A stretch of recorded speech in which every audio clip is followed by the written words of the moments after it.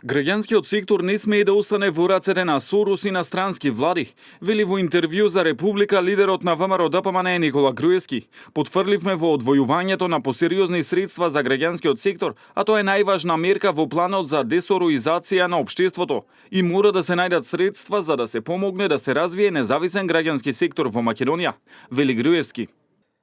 Не смее граѓанскиот сектор во иднина да остане само во рацете на Сорос и на странски влади. Денес ако сакаш да работиш во граѓански сектор, или мора да работиш за Сорос и да ја прифатиш неговата идеологија и цели, или нема место за тебе во граѓанскиот сектор. Таа грешка во иднина не смее да и се повтори на Македонија. Нека работи и нека инвестира Сорос во НВО, но мора активистите на НВО да имаат и други извори на финансирање доколку имаат квалитетни проекти, а тие проекти мора да ги оценуваат експерти кои не се политички зависни од која и да е власт, ниту пак да се зависни од странски влади и поединци.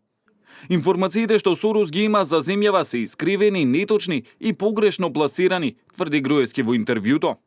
Се уште мислам дека не е свесен кого поддржува во Македонија и против кого е. Неговото мислење за нас, кој подоцна го наметна и кај некои структури на Стейт Департментот и кај други влади, е базирано на многу дезинформации и на свесно направени погрешни толкувања на нашите чекори и политика. Например, спротивно од тоа што го декларира јавно, вклучително и во неговата посебна колумна пред Нова година,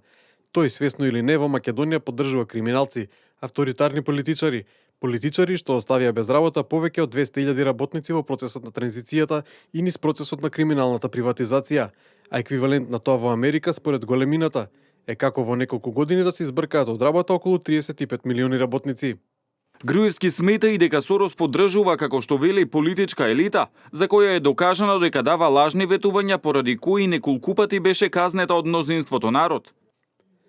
Сорос поддржува партија што кога владееше, а и денес кога владее по општините низ Македонија, владее недемократски, авторитарно, ја задушува слободата на медиумите до максимални граници, потоната е во криминал и во корупција, спроведува класично мафијашко водење на владата или денес општините, политичка елита која народот го гледа само како средство, како инструмент да дојде на власт и до државните ресурси и што подлого да се задржи на неа заради своји лични интереси.